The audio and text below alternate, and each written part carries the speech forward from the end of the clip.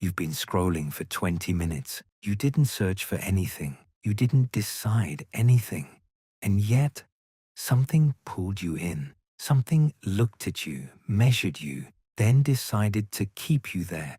That's not a coincidence. That's not your weakness. That's architecture. And the first human beings to grow up inside it never had a choice.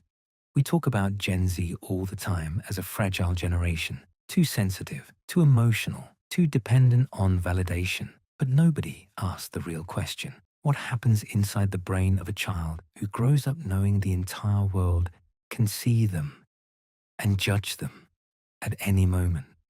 What you're about to discover in this video isn't a criticism. It isn't a defense either. It's an X-ray of the first generation raised in permanent emotional overexposure. And what the data reveals will change the way you look at them. It's 2009. An 11-year-old gets home from school. Before even putting down his backpack, he opens his phone, not to call anyone, to check how many likes on his last photo. Did anyone comment? Is he in the group chat or not? In under 40 seconds, his brain has already received its first answer about his social worth for the day. That small ritual, innocent on the surface, will repeat 40, 50, 100 times a day for 10 years. And here's what nobody told you. The human brain did not evolve to receive that much social feedback in that little time. The entire species spent hundreds of thousands of years interacting socially with a maximum of around 100 people. Then overnight, we put the whole world in its pocket. What happens neurologically when you do that to a developing child? Stay with this, because we're about to go somewhere very few people actually understand. The teenage brain is a dopamine machine. It's wired to seek reward, approval, validation. That's not a flaw. It's biology. This vulnerability exists so young people can learn to integrate into social groups, navigate hierarchies, build bonds. But here's what happens when that biology meets an infinite scroll. Every like is a hit. Every positive comment is a hit. Every share is a hit. And every silence is withdrawal. Researchers call this a variable ratio reinforcement system. It's the exact same mechanism as a slot machine. You never know when the reward is coming. So you keep going. You scroll. You post. You wait. Gen Z wasn't raised with discipline or detachment. They were raised inside an emotional casino, open 24 hours a day, free admission. But here's what's truly fascinating, and almost nobody talks about it. It wasn't just the dopamine that changed everything. It was the gaze. The fact of being seen constantly. Before the internet, a teenager could make a mistake on Friday night, and by Monday morning, it was halfway forgotten. Forgetting was natural, merciful. It was part of growing up. For Gen Z, there is no more forgetting. There are screenshots, archives, TikTok videos shared to thousands of people within 48 hours. A misstep becomes an event. A moment of vulnerability becomes a meme. So what did their brains learn to do? They learned to monitor themselves. Before acting, before even speaking, there's an internal voice asking, will this land well on the feed? Will people approve? Will I come out of this intact? Psychologists have a name for this: hyperactivated public self-awareness.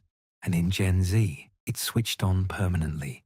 Hold on for a second, because we're about to hit something counterintuitive. This generation is often criticized for being obsessed with identity, their gender, their sexuality, their values, their labels. Previous generations look at this with a kind of confusion. Why define everything? Why name everything? Here's what nobody says. When you grow up under a constant gaze, identity becomes armor. When the whole world can see and judge you at any moment, knowing who you are becomes a vital need, not out of whim, out of psychological survival. If you don't define yourself, others will do it for you. And on the internet, that definition can be brutal. Gen Z's obsession with identity isn't narcissistic weakness. It's an adaptive response to an environment where having no clear sense of self exposes you to social destruction. And that is a nuance previous generations simply never had to develop. But there's a price to pay.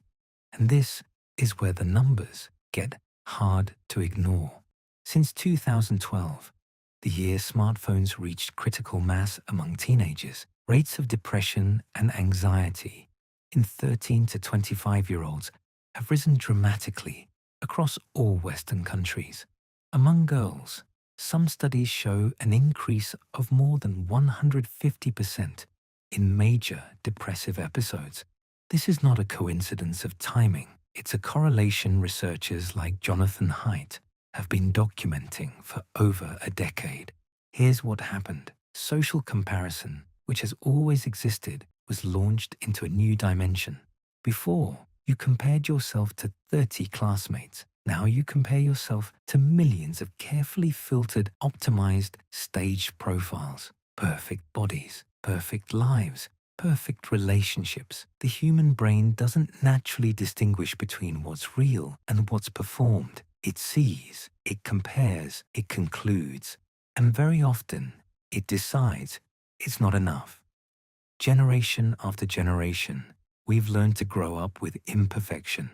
Gen Z grew up with a mirror that only reflects everyone else's best and all of their own worst. So how do you explain this? Despite everything I just told you, Gen Z is also one of the most emotionally expressive generations in history. They talk about mental health. They put words to their traumas. They break taboos their parents would never have dared to touch on anxiety, depression, toxic relationships, grief, identity, a parent paradox. Simple explanation. When you grow up in an environment that exposes everything, you learn either to go completely silent or to name everything, to take back control. Gen Z chose the second path. They turned emotional language into a survival tool. Naming what hurts is refusing to suffer it in silence. That's why this generation popularized concepts like red flags, gaslighting, love languages, burnout, not as a trend, out of necessity, because having a vocabulary for what's happening to you is the first step toward not being consumed by it. And now, the question everyone avoids, is this generation going to be okay? Here's what the data suggests. Gen Z is exhausted, mentally, emotionally, neurologically exhausted. They entered adulthood carrying more anxiety, more self-awareness, more identity pressure than any generation before them. But there's something else in the data, something you don't see often enough in the alarming headlines. This generation is also the most self-informed. They seek therapy earlier. They set boundaries more clearly. They recognize toxic patterns faster. They refuse the silent sacrifices their parents made without complaint. That's not fragility. That's clarity. Previous generations endured. Gen Z is starting to refuse to endure what shouldn't be endured.